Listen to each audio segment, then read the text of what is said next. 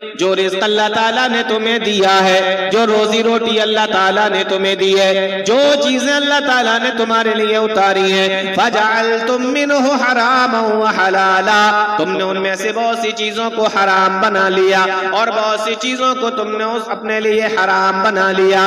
فَجَعَلْتُم مِّنْهُ حَرَامًا وَحَلَالًا، تم نے اس میں سے بہت سی چیزوں کو حرام کر لیا اور تم نے بہت سی چیزوں کو اپنے لیے حلال کر لیا۔ اللہ تعالیٰ نے اتاری، حلال و حرام تم نے کر لیا ہے۔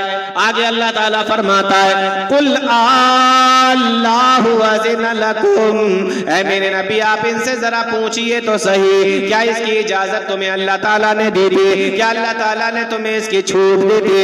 قُلْ اللَّهُ أَذِنَ لَكُمْ، کیا اللہ تعالیٰ نے تمہیں اس بات کی اجازت دے دی تھی؟ کیا اللہ تعالیٰ نے تمہیں اس بات کی اجازت دی تھی؟ أَمْ عَلَى اللَّهِ تَفْتَرُونَ، یا بنا تو اپنی طرف سے رہے ہو، گڑ تو اپنی طرف سے رہے ہو، حلال و حرام تو تم اپنی طرف سے کر رہے ہو اور اللہ تعالیٰ کے اوپر جھوٹ باندھ رہے ہو، اللہ پر الزام لگا رہے ہو، اللہ کے اوپر تہمت لگا رہے ہو۔ ام علی اللہ تفترون، یا تم اللہ تعالیٰ کے اوپر الزام لگا رہے ہو کہ فلاں آدمی ہے حرام کام کرتا ہے لیکن وہ تو بڑا کامیاب ہے، وہ تو بڑا کامیاب ہے، بہت امیر ہے، مالدار ہے، پیسے والا ہے۔ ہاں تھوڑی دیر کے لیے آپ کو لگ سکتا ہے کہ فلاں شخص کو دیکھو وہ تو بڑا کامیاب ہے، بہت بڑے بنگلے کے اندر وہ رہتا ہے، بہت بڑا اس کا مکان ہے، ہر کمرے کے اندر اے سی اور ایئر کنڈیشن لگا ہوا ہے، بڑی سی اس کی گاڑی ہے اور بڑے اچھے اچھے اسکول کے اندر اس کے بچے پڑھا کرتے ہیں اور اپنے دیش کے اندر بدیش کے اندر جہاں چاہتا ہے چلا جاتا ہے، ہوائی جہازوں میں سفر کر رہا ہے، لمبی لمبی گاڑیوں کے اندر گھوم رہا ہے، مہنگے مہنگے موبائل چلا رہا ہے، ایئر کنڈیشن کے اندر سو رہا ہے، وہ تو بڑا کامیاب ہے۔ ایک دکان سے اس کی 10 دکانیں ہو گئی ہیں، ایک کارخانے سے اس کے 4 کارخانے ہو گئے، ایک کمپنی سے اس کی دوسری کمپنی ہو گئی ہے اور اس نے بہت ساری چیزوں کو خرید لیا ہے، زمینوں پر زمینیں خریدتا چلا جا رہا ہے۔ آپ کہہ رہے ہیں کامیاب نہیں ہو سکتا، ہم اپنی آنکھوں کے سامنے دیکھ رہے ہیں کہ وہ کب سے جو زمین پر چلنے کی جس کی اوقات نہیں تھی وہ ہوا کے اندر اڑ رہا ہے۔ ان الذین یفترون علی اللہ الکذب لا یفلحون، اللہ تعالیٰ نے اس کا بھی جواب دے دیا۔ او دنیا کے لوگوں، تمہیں اگر اس طریقے کی چیزیں کہیں پہ نظر آ جائیں تو اسے دھوکہ مت کھا جانا۔ اللہ نے اگلی آیت کے اندر فرمایا متاع قلیل، یہ تو تھوڑا سا سامان ہے، یہ تو زندگی کا تھوڑا سا سامان ہے، اگر دنیا کے اندر تھوڑے بہت مزے لے بھی لیے تو کیا ہوا؟ فرمایا متاع قلیل ولہم عذاب علیم، ہم نے ایسے لوگوں کے لیے درد دینے والا عذاب تیار کر رکھا ہے، ہم نے ایسے لوگوں کے لیے دردناک عذاب تیار۔ ان الحمد للہ نحمده ونستعینه ونستغفره ونعوذ بالله من شرور انفسنا ومن سیئات اعمالنا،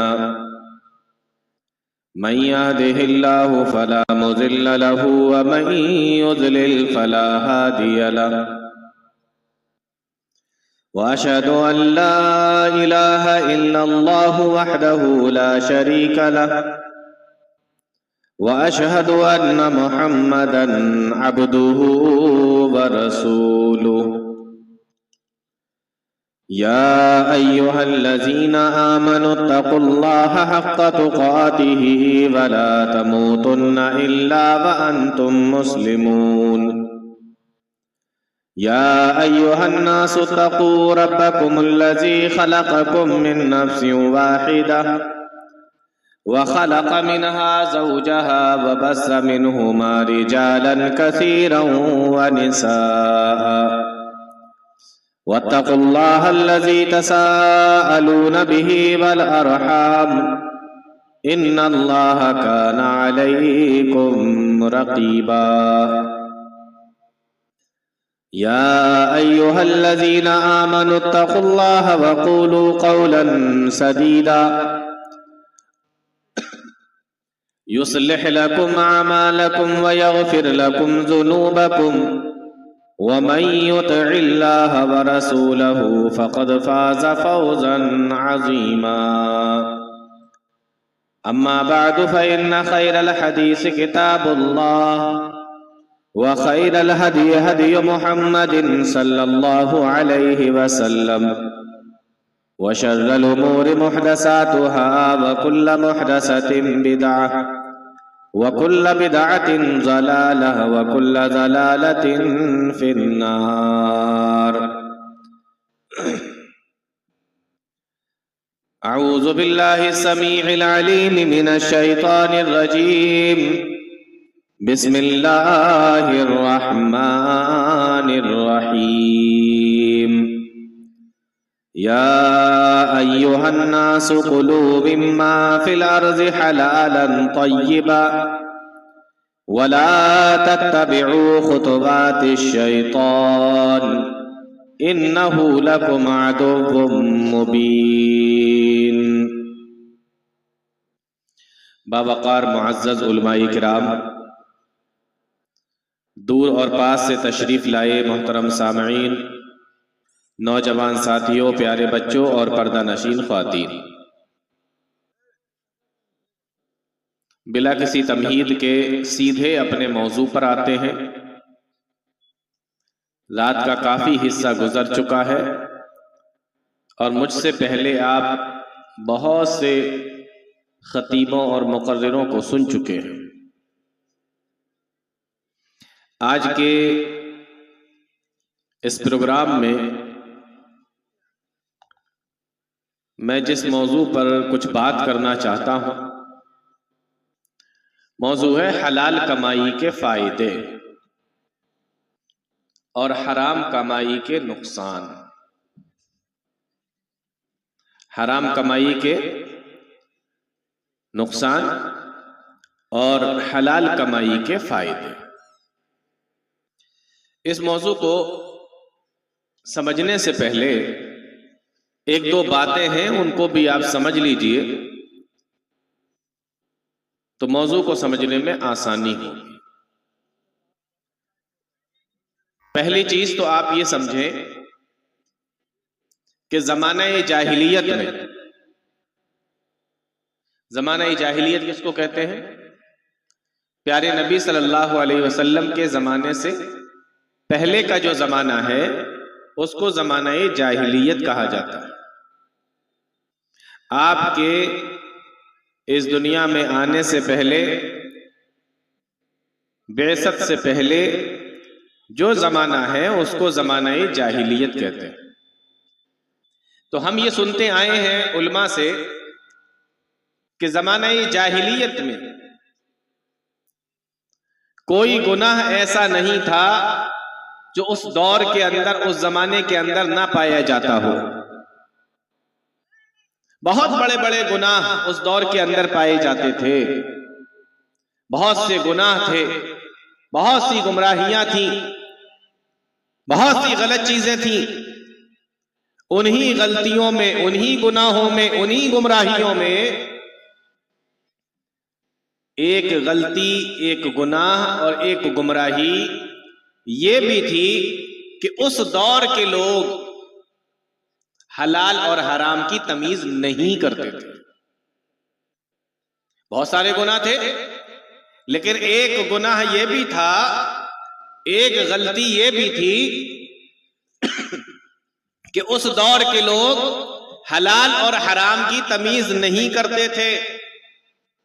کھانے پینے میں، کاروبار میں، کمائی میں بہت سارے گناہوں کے ساتھ ساتھ ایک گناہ یہ بھی تھا. پیارے نبی صلی اللہ علیہ وسلم اس دنیا کے اندر آئے، آپ نے لوگوں کو کاروبار کرنے کے طریقے سکھائے، حلال و حرام کو الگ الگ کر کے بتایا، ان کی تمیز سکھائی. لیکن آج بھی 1400 سال گزرنے کے بعد مسلمانوں کے اندر بہت سے گھرانے، بہت سے گھر، بہت سے خاندان ایسے ہیں جو آج بھی حلال و حرام کی تمیز نہیں کرتے، نہ تو کھانے اور پینے میں اور نہ ہی کمانے میں.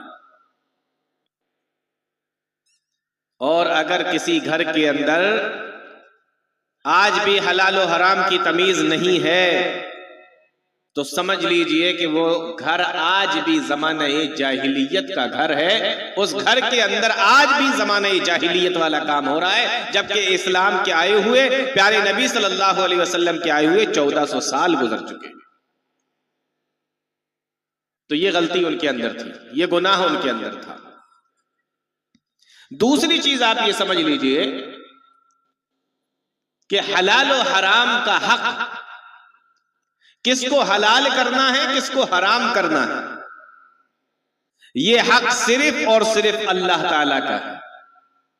کسی انسان کے اندر یہ بات نہیں، کسی انسان کے بس کی یہ بات نہیں کہ وہ اپنی مرضی سے کسی چیز کو حلال کر لے اور اپنی مرضی سے کسی چیز کو حرام کر لے. یہ انسان کا حق نہیں ہے، یہ صرف اور صرف اللہ تعالیٰ کا حق ہے. میں ایک مثال سے آپ کو سمجھاتا ہوں. معراج کے موقع پر اللہ کے نبی صلی اللہ علیہ وسلم آسمان پر تشریف لے گئے. 7ویں آسمان سے جب آگے بڑھے، اللہ رب العالمین نے پیارے نبی صلی اللہ علیہ وسلم کو معراج کے موقع پر کچھ تحفے دیے. ان میں سے ایک تحفہ یہ بھی تھا کہ 50 وقت کی نمازوں کو اللہ تعالیٰ نے فرض کیا.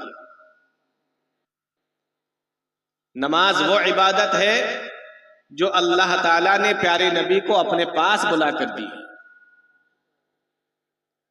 تو 50 وقت کی نمازیں دی. آپ اس تحفے کو لے کر چلے. 6 آسمان پر جب آئے تو موسیٰ علیہ السلام سے ملاقات ہوئی. موسیٰ علیہ السلام سے بات چیت ہوئی. موسیٰ علیہ السلام نے پوچھا کہ اللہ نے کیا دیا؟ پیارے نبی نے بتایا کہ یہ چیزیں دی ہیں اور 50 وقت کی نمازیں میرے امت پر فرض کی ہیں، یہ بھی اللہ تعالیٰ نے ہمیں تحفے میں دیا ہے. موسیٰ علیہ السلام نے کہا امت کے معاملے میں آپ سے زیادہ جانتا ہوں، آپ سے زیادہ تجربہ ہے مجھے، اس لیے آپ کی امت 50 وقت کی نمازیں نہیں پڑھ پائے گی. اس کو کم کرا لیجیے.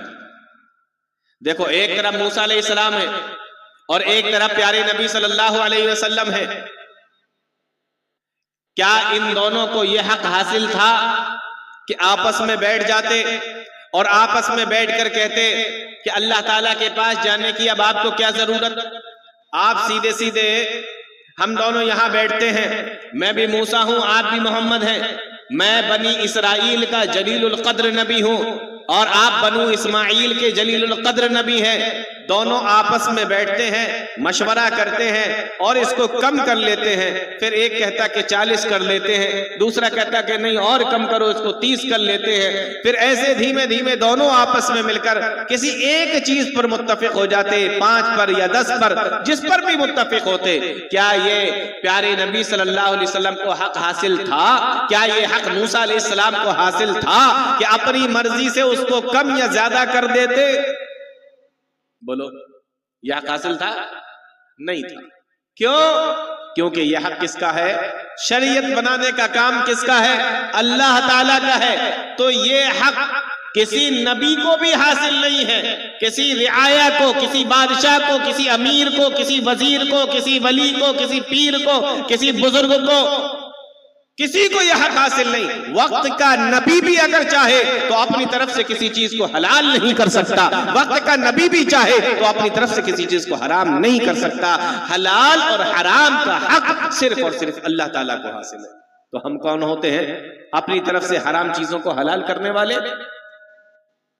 قرآن کریم میں دیکھیں اللہ تعالیٰ کیا فرماتا ہے. قُلْ أَرَأَيْتُمْ مَا أَنزَلَ اللَّهُ لَكُمْ من رزق فجعلتم منه حراما وحلالا.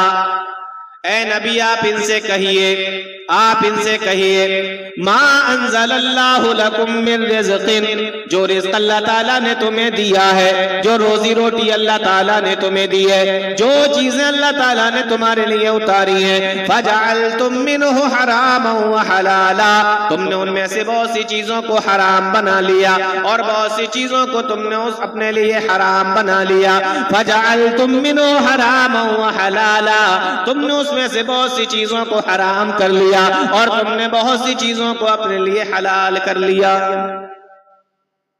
اللہ تعالیٰ نے اتاری، حلال و حرام تم نے کر لیا ہے۔ آگے اللہ تعالیٰ فرماتا ہے قُلْ اللَّهُ أَذِنَ لَكُمْ، اے میرے نبی آپ ان سے ذرا پوچھئے تو صحیح، کیا اس کی اجازت تمہیں اللہ تعالیٰ نے دی تھی؟ کیا اللہ تعالیٰ نے تمہیں اس کی چھوٹ دی تھی؟ قُلْ اللَّهُ أَذِنَ لَكُمْ، کیا اللہ تعالیٰ نے تمہیں اس بات کی اجازت دے دی تھی؟ کیا اللہ تعالیٰ نے تمہیں اس بات کی اجازت دی تھی؟ أَمْ عَلَى اللَّهِ تَفْتَرُونَ، یا بنا تو اپنی طرف سے رہے ہو، گڑ تو اپنی طرف سے رہے ہو، حلال و حرام تو تم اپنی طرف سے کر رہے ہو اور اللہ تعالیٰ کے اوپر جھوٹ باندھ رہے ہو، اللہ پر الزام لگا رہے ہو، اللہ کے اوپر تہمت لگا رہے ہو۔ ام علی اللہ تفترون، یا تم اللہ تعالیٰ کے اوپر الزام لگا رہے ہو۔ آپ حلال و حرام کر رہے ہیں، اس کو دین بھی سمجھ رہے ہیں، شریعت سمجھ کر اس پر ڈٹے ہوئے ہیں، اس پر لگے ہوئے ہیں، تو یہ شریعت اللہ نے نازل نہیں کی ہے، یہ آپ نے کی ہے۔ تو حلال و حرام کا حق کس کو ہے؟ اللہ تعالیٰ کو۔ کسی کو بھی یہ حق حاصل نہیں، کوئی نہیں کر سکتا یہ۔ کسی چیز کو حلال کرنا، کسی چیز کو حرام کرنا، یہ تو بہت بڑی بات ہے۔ کسی حلال چیز کو حرام کہنا اور کسی حرام چیز کو حلال کہنا، یہ کہنے کا حق بھی اللہ تعالیٰ نے ہمیں نہیں دیا ہے۔ کرنا تو بہت بڑی بات ہے، کہنے کا حق بھی ہمیں حاصل نہیں ہے۔ اللہ تعالیٰ قرآن کریم کے اندر بیان فرماتا ہے وَلَا تَقُولُوا لِمَا تَصِفُ أَلْسِنَتُكُمُ الْكَذِبَ هَذَا حَلَالٌ وَهَذَا حَرَامٌ، اور لوگوں اپنی زبانوں سے یہ نہ کہا کرو کہ یہ چیز حلال ہے، یہ چیز حرام ہے۔ کرنا تو بہت دور کی بات ہے، اللہ تعالیٰ نے تو قرآن کریم کے اندر بیان فرما دیا، اور لوگوں اپنی زبان سے کسی حلال چیز کو حرام نہیں کہہ سکتے اور کسی حرام چیز کو حلال نہیں کہہ سکتے۔ ھذا حرام وھذا حلال لتفتروا علی اللہ الکذب، اور اگر تم ایسا کہتے بھی ہو تو اللہ تعالیٰ کے اوپر الزام لگاتے ہو، اللہ تعالیٰ پر جھوٹ گڑتے ہو، اللہ تعالیٰ پر بہتان لگاتے ہو۔ ان الذین یفترون علی اللہ الکذب لا یفلحون، اللہ تعالیٰ فرماتا ہے سنو، تم میں سے جو بھی یہ کام کرے گا یا تم میں سے جو بھی یہ کام کہے گا، ان الذین یفترون علی اللہ الکذب لا یفلحون، وہ کبھی بھی کامیاب نہیں ہو سکتا۔ بولو، اپنی طرف سے شریعتیں بناؤ گے کامیاب ہو جاؤ گے، اپنی طرف سے حرام چیز کو حلال کر لو گے کامیاب ہو جاؤ گے، اپنی طرف سے حلال چیز کو حرام اور حرام چیز کو حلال کر کے انسان یہ سمجھتا ہے کہ ہم کامیاب ہو جائیں گے۔ اب آپ تھوڑی دیر کے لیے سوچ سکتے ہیں کہ فلاں آدمی ہے، حرام کام کرتا ہے، لیکن وہ تو بڑا کامیاب ہے، وہ تو بڑا کامیاب ہے، بہت امیر ہے، مالدار ہے، پیسے والا ہے۔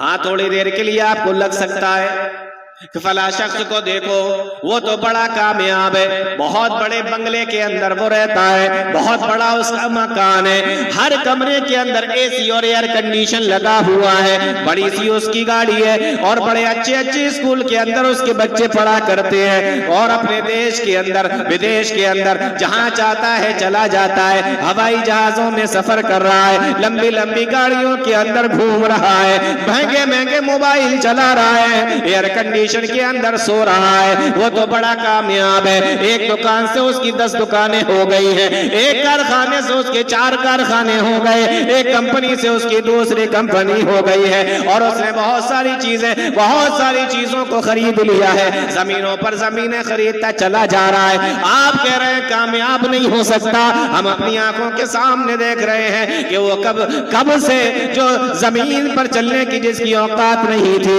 وہ ہوا کے اندر اڑ رہا رہا ہے ان الذین یفترون علی اللہ الکذب لا یفلحون. اللہ تعالیٰ نے اس کا بھی جواب دے دیا. او دنیا کے لوگوں, تمہیں اگر اس طریقے کی چیزیں کہیں پہ نظر آ جائیں تو اس سے دھوکہ مت کھا جانا. اللہ نے اگلی آیت کے اندر فرمایا متاع قلیل, یہ تو تھوڑا سا سامان ہے, یہ تو زندگی کا تھوڑا سا سامان ہے. اگر دنیا کے اندر تھوڑے بہت مزے لے بھی لیے تو کیا ہوا؟ فرمایا متاع قلیل ولہم عذاب علیم. ہم نے ایسے لوگوں کے لیے درد دینے والا عذاب تیار کر رکھا ہے. ہم نے ایسے لوگوں کے لیے دردناک عذاب تیار کر رکھا ہے. دنیا میں ہو سکتا ہے آپ کو لگے کہ دیکھو کیا کاروبار کر رہا ہے, کچھ نہیں ہوتا حلال و حرام. پیسہ کماؤ, نام بناؤ, مالدار بنو. اللہ تعالیٰ فرماتا ہے متاع قلیل, یہ تھوڑا سا سامان ہے. وَلَهُمْ عَذَابٌ عَلِيمٌ, اور ان کے لیے ہم نے دردناک عذاب تیار کر رکھا ہے. تو پہلی چیز, حلال و حرام کی تمیز زمانہ جاہلیت میں لوگ نہیں کرتے تھے. اسلام آنے کے بعد اسلام نے بتایا تمہیں حلال و حرام کی تمیز کرنا ہے. دوسری چیز, حلال و حرام کا حق صرف اور صرف اللہ تعالیٰ کو حاصل ہے. کوئی انسان اپنی مرضی سے کسی حرام چیز کو حلال نہیں کر سکتا. کیا انبیاء کر سکتے ہیں؟ انبیاء بھی نہیں کر سکتے. اللہ تعالیٰ قرآن کریم کے اندر بیان فرماتا ہے یا ایھا الرسل کلوا من الطیبات, اور رسولوں کی جماعت پاکیزہ چیزوں کو کھایا کرو. یا ایھا الرسل کلوا من الطیبات, اور رسولوں کی جماعت پاکیزہ چیزوں کو کھایا کرو. اب کوئی یہ سوچ سکتا ہے یہ تو قرآن کریم کے اندر رسولوں سے کہا جا رہا ہے, نبیوں سے کہا جا رہا ہے, انبیاء سے کہا جا رہا ہے. آؤ قرآن کریم کی ایک اور آیت کریمہ دیکھو. اللہ تعالیٰ فرماتا ہے یا ایھا الذین آمنوا کلوا من طیبات, او ایمان والو. اب یہاں رسولوں کا ذکر نہیں کیا. اللہ تعالیٰ فرما رہا ہے یا ایھا الذین آمنوا کلوا, اے ایمان والو پاکیزہ چیزوں کو کھایا کرو. اے ایمان والو حلال چیزوں کو کھایا کرو. اب کوئی یہ بھی سوچ سکتا ہے کہ پہلی آیت میں رسولوں کا ذکر تھا, اب ساری دنیا کے اندر رسول تو بہت تھوڑے آئے ہیں.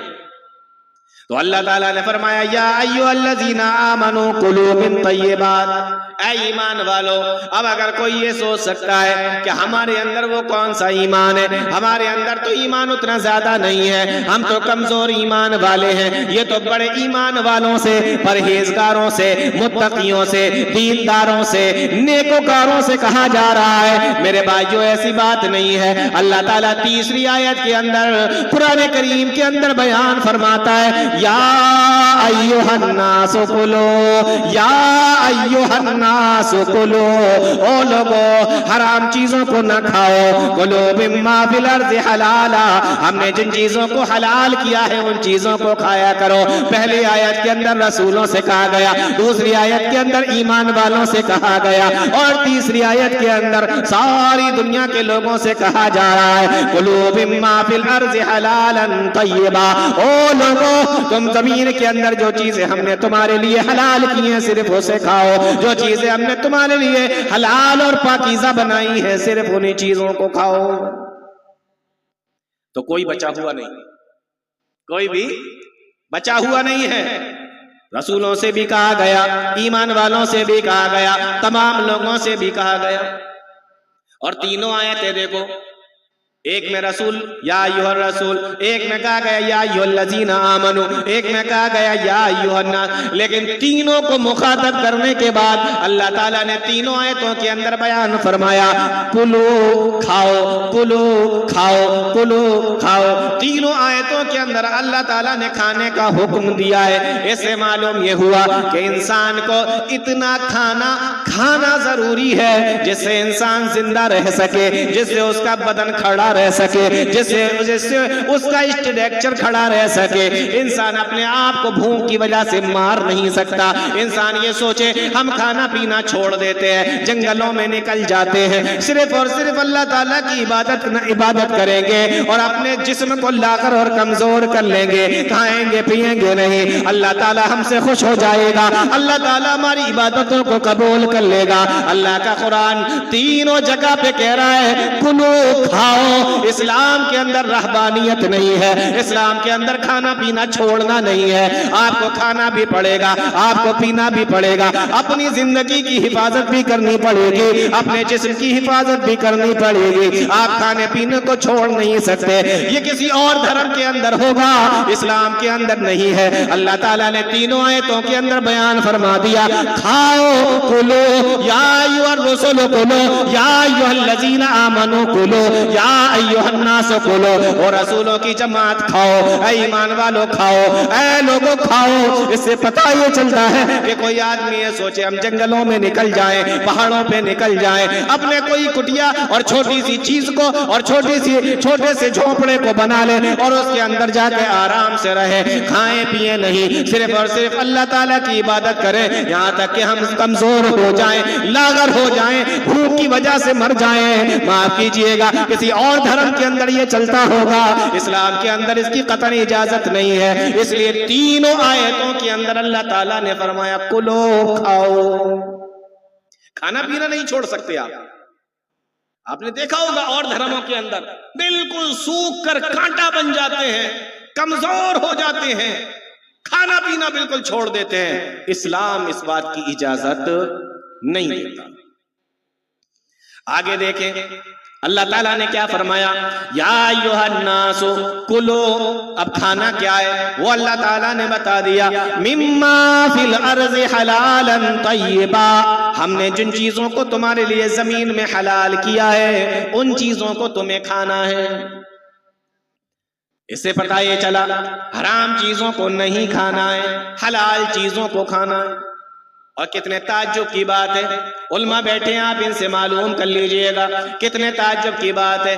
جو حلال چیزیں ہیں وہ بہت زیادہ ہیں, جو حرام چیزیں ہیں وہ بہت تھوڑی ہیں. مما فی الارض حلالا, اللہ تعالیٰ نے حلال چیزوں کو زیادہ بنایا اور اللہ تعالیٰ نے حرام چیزوں کو کم بنایا ہے. انسان اگر صرف حلال کھانا چاہے تو کبھی بھی اس کو حرام کی ضرورت نہیں پڑے گی. اللہ تعالیٰ نے شراب کو حرام کیا ہے لیکن اس کے علاوہ دودھ کو حلال کیا, شربت کو حلال کیا, پانی کو حلال کیا, اور اس کے علاوہ وہ ہر چیز پینے والی جس کے اندر نشہ نہ ہو اللہ تعالیٰ نے ساری کی ساری چیزوں کو حلال کر دیا. صرف ایک چیز بتا دی کہ اگر نشہ آ جاتا ہو تو پی نہیں سکتے ہو. اس کے علاوہ جتنی بھی چیزیں پینے کی ہیں ساری کی ساری چیزوں کو اللہ تعالیٰ نے حلال کر دیا ہے. اللہ تعالیٰ نے سود کو حرام کر دیا لیکن اللہ تعالیٰ نے کاروبار کی اجازت بھی دے دی ہے. کاروبار کر سکتے ہو, حلال کاروبار کوئی سا بھی کر سکتے ہو, چھوٹے سے چھوٹا ہو, بڑے سے بڑا ہو, کسی بھی طریقے کا ہو. اگر حلال کاروبار ہے, اگر اس کے اندر حرام کی آمیزش نہیں ہے تو کوئی سا بھی کاروبار کر سکتے ہو. میرے بھائیوں میں آپ کو بتانا یہ چاہ رہا ہوں کہ حرام چیزیں دنیا کے اندر کم ہیں اور حلال چیزیں دنیا کے اندر بہت زیادہ ہیں. اس لیے اگر کوئی انسان صرف اور صرف یہ دیکھے کہ مجھے حلال چیزوں کو استعمال کرنا ہے, حلال چیزوں کو کھانا ہے, تو اللہ نے چاہا اگر وہ حلال چیزوں کی طرف چلا گیا تو حرام کی کبھی اس کو ضرورت ہی نہیں پڑے گی. مما فی الارض حلالا, حلال چیزوں کو کھاؤ. اب بڑے تعجب کی بات یہ ہے کہ حلال کے بعد اللہ تعالیٰ نے ایک لفظ اور بڑھایا, طیبہ, پاکیزہ چیزوں کو کھاؤ. اب یہاں پر آ کر انسان سوچتا ہے کہ جب چیزیں اللہ تعالیٰ نے حلال کر دی تھی اور حلال چیزوں کو کھانے کی اللہ تعالیٰ نے اجازت بھی دے دی تھی تو یہ طیبہ کا لفظ بڑھا کر, پاکیزہ کا لفظ بڑھا کر اللہ تعالیٰ نے حلال کے ساتھ میں کیوں جوڑ دیا؟ حلالن کے ساتھ میں طیبن کیوں کہا کہ پاکیزہ چیزوں کو کھاؤ, حلال چیزوں کو کھاؤ؟ میرے بھائیو قربان جاؤ اس دین کے اوپر. اللہ تعالیٰ نے بیان فرمایا کہ صرف حلال چیزوں کو کھانا ہے لیکن حلال کے ساتھ میں طیبہ, پاکیزہ چیزوں کو کھاؤ. یہ جوڑ کر اللہ تعالیٰ نے بتا دیا کہ کبھی کبھی ایسا ہوتا ہے کہ چیز تو حلال ہوتی ہے لیکن پاکیزہ نہیں ہوتی. مثال کے طور پہ کھانا حلال ہے لیکن وہ سڑ گیا ہے, بدبودار ہو گیا ہے, کھانے کے لائق نہیں بچا ہے. اب ہے تو حلال لیکن پاکیزہ نہیں ہے, اس لیے اب اس کو کھا نہیں سکتے. دونوں شرطیں اس کے اندر پائی جانا ضروری ہے. بات سمجھ میں آ رہی ہے کہ نہیں آ رہی؟ حلالا طیبا، حلال تو ہے لیکن پاکیزہ نہیں ہے، اس لیے حلال کے ساتھ میں پاکیزہ کا لفظ جوڑ کر اللہ تعالیٰ نے بتا دیا کہ دیکھو حلال بھی اگر ہو لیکن بدبو آ رہی ہو تو کھانا نہیں، حلال بھی ہو اور اگر سڑ گیا ہو تو کھانا نہیں، اگر حلال بھی ہو لیکن کھانے کے لائق نہ بچا ہو تو حلال تو ہے لیکن طیبہ نہیں ہے۔ اس لیے اللہ تعالیٰ نے فرما دیا یا ایھا الناس کلوا مما فی الارض حلالا طیبا، او لوگو حلال کھاؤ پاکیزہ کھاؤ، او لوگو حلال اور پاکیزہ چیزوں کو کھایا کرو۔ آگے اللہ تعالیٰ فرماتا ہے وَلَا تَتَّبِعُوا خُطُوَاتِ الشَّيْطَانِ، اور شیطان کے نقش قدم پر نہ چلو، شیطان کے راستوں پر نہ چلو، شیطان کے بتائے ہوئے طریقے پہ نہ چلو۔ وَلَا تَتَّبِعُوا خُطُوَاتِ الشَّيْطَانِ۔ اب یہ بڑی عجیب بات ہے کہ حلال چیزوں کا ذکر کرنے کے بعد آگے اللہ تعالیٰ نے شیطان کا ذکر فرمایا، لا تتبعوا خطوات الشیطان، شیطان کے نقش قدم پہ نہ چلو۔ اور خطوتن نہیں ہے، خطوتن یہ واحد ہے، جمع خطوات جیسے ہم لوگ اس کو پڑھتے ہیں نا ایک وچن بہو وچن ایسے کر کے واحد اور جمع، تو خطوات کوئی راستہ ایسا نہ ہو شیطان کا جس پر آپ چل رہے، کسی بھی راستے پر مت چل۔ اب سوال یہ ہے کہ یہاں حلال کمائی کے ذکر کے ساتھ شیطان کا ذکر کیوں کیا گیا؟ جواب اس کا بالکل آسان ہے، جواب اس کا یہ ہے کہ جب آپ کام کرنے کے لیے جائیں گے، حلال کمانے کے لیے جائیں گے، کمائی کرنے کے لیے جائیں گے، جب آپ کام کرنے کے لیے جائیں گے تو آپ کو ایسے راستے بھی ملیں گے جو آپ کو آسان لگیں گے، پیسہ کمانے کا شارٹ کٹ طریقہ ہوگا، پیسہ کمانے کا آسان راستہ ہوگا، پیسہ کمانے کا حرام راستہ ہوگا۔ یہ شیطان تمہارے سامنے وہ حرام راستے لے کر آئے گا، وہ تمہیں راستے دکھائے گا۔ اللہ تعالیٰ نے فرما دیا او لوگوں حلال کمانا، حلال کھانا، لیکن شیطان کے راستے پہ نہ چلے جانا۔ شیطان تمہیں بہکانے کے لیے آئے گا، شیطان تمہیں راستے دکھائے گا، شیطان تمہیں حلال کے بجائے حرام کا راستہ تمہارے لیے آسان کرے گا۔ وَلَا تَتَّبِعُوا خُطُوَاتِ الشَّيْطَانِ، او میرے بندو لا تَتَّبِعُوا خُطُوَاتِ الشَّيْطَانِ، شیطان کے نقش قدم پہ نہ جانا، شیطان کے راستے پہ نہ جانا۔ عجیب بات ہے، ایک انسان سے اگر یہ کہہ دیا جائے کہ دیکھو یہ جو راستہ جا رہا ہے نا اس پر آگے ڈاکو ہیں، اس راستے پہ مت جانا، اس پہ ڈاکو ہیں آگے، اور آگے پانی بھی نہیں ہے، یا تو ڈاکوؤں کے ذریعے سے تم مارے جا سکتے ہو یا پیاس کی وجہ سے مارے جا سکتے ہو، تو عقل مند انسان کیا کرے گا؟ اس راستے پر نہیں جائے گا۔ یہ تو عقل مندی ہے، لیکن اس سے زیادہ عقل مندی یہ ہے کہ ہر وہ راستہ جس پر ڈاکو ہو اور ہر وہ راستہ جس پر پانی کی کمی کی وجہ سے انسان کے مرنے کا خطرہ ہو، عقل مندی کیا ہے کہ صرف اس راستے پہ نہ جایا جائے یا ایسے ہر راستے پر نہ جایا جائے۔ بولو ہے نا؟ عقل مندی تو یہی ہے نا کہ ہر ایسا راستہ، کسی نے کہہ دیا کہ دیکھو یہ راستہ ہے اس پر ڈاکو ہیں اور اس پر پانی کی کمی ہے، تو ہماری عقل مندی یہ ہے کہ صرف وہی راستہ نہیں، اب دنیا میں کوئی بھی ایسا راستہ ہو جہاں پر یہ دونوں چیزیں ہوں، پانی کی کمی اور ڈاکوؤں کا ہونا، ہماری عقل مندی یہ ہے کہ ہم ایسے کسی راستے پر نہ جائیں۔ یہ ہے ہماری عقل مندی، اور ہم ایسا کرتے بھی ہیں، لیکن یہاں اللہ تعالیٰ نے ہر راستے پر جانے سے منع کر دیا، ہم ہر راستے پر جانے کی کوشش کرتے ہیں۔ یہاں ہماری عقل مندی کہاں چلی جاتی ہے، یہاں ہمارا دماغ کہاں چلا جاتا ہے۔ وَلَا تَتَّبِعُوا خُطُوَاتِ الشَّيْطَانِ، شیطان کے نقش قدم پہ نہ چلو، إِنَّهُ لَكُمْ عَدُوٌّ مُّبِينٌ، شیطان تمہارا کھلا ہوا دشمن ہے۔ یہ کھلا ہوا دشمن کیا ہوتا ہے اس کو سمجھ لیجیے آج۔ إِنَّهُ لَكُمْ عَدُوٌّ مُّبِينٌ، شیطان تمہارا کھلا ہوا دشمن ہے۔ اب جب دشمن کہہ دیا گیا، تو بتاؤ دشمن اپنے دشمن کا فائدہ کب چاہتا ہے؟ بتائیے، دشمن کا فائدہ چاہتا ہے؟ آپ کا کوئی دشمن یہ چاہے گا کہ آپ کو فائدہ ہو جائے؟ نہیں چاہے گا نا۔ دشمن تو نقصان پہنچانا چاہتا ہے، دشمن فائدہ نہیں پہنچانا چاہتا، تو صاف کہہ دیا گیا کہ وہ تمہارا دشمن ہے، تو تمہیں فائدہ کیسے پہنچا سکتا ہے؟ تمہیں صحیح راستہ کیسے دکھا سکتا ہے؟ صحیح راستہ نہیں دکھا سکتا وہ۔ وہ تمہارا دشمن ہے، تمہیں نقصان کی طرف لے جائے گا۔ اس کو تھوڑا سا اور سمجھیے، اِنَّهُ لَكُمْ عَدُوٌّ مُّبِينٌ، شیطان تمہارا کھلا ہوا دشمن ہے۔ قرآن کریم کے اندر اللہ تعالیٰ نے فرمایا اگر تمہارا کسی سے جھگڑا ہو جائے، لڑائی ہو جائے، آپس میں دشمنی ہو جائے، ایک دوسرے سے بول چال بند ہو جائے، قرآن کریم بیان کرتا ہے ادفع باللتی ہی احسن السیئہ، تم اس کے ساتھ اچھے اخلاق سے پیش آؤ، ایمانداری سے پیش آؤ، بہترین طریقے سے پیش آؤ۔ ادفع باللتی ہی احسن السیئہ، اچھے طریقے سے اس کے ساتھ میں پیش آؤ، اچھے اخلاق سے پیش آؤ، اپنے اچھے اخلاق کے ذریعے سے اپنے دشمن کو اپنا دوست بنا لو۔ اگر تم نے ایسا کیا فَإِذَا الَّذِي بَيْنَكَ وَبَيْنَهُ عَدَاوَةٌ كَأَنَّهُ وَلِيٌّ حَمِيمٌ، تو وہی تمہارا جانی دشمن تمہارا جگری دوست بن جائے گا۔ اللہ تعالیٰ نے اس کو اچھے اخلاق سے منانے کا حکم دیا، اس کے سامنے اچھے اخلاق سے پیش آنے کا حکم دیا تاکہ وہ تمہارا دشمن تمہارا دوست بن جائے۔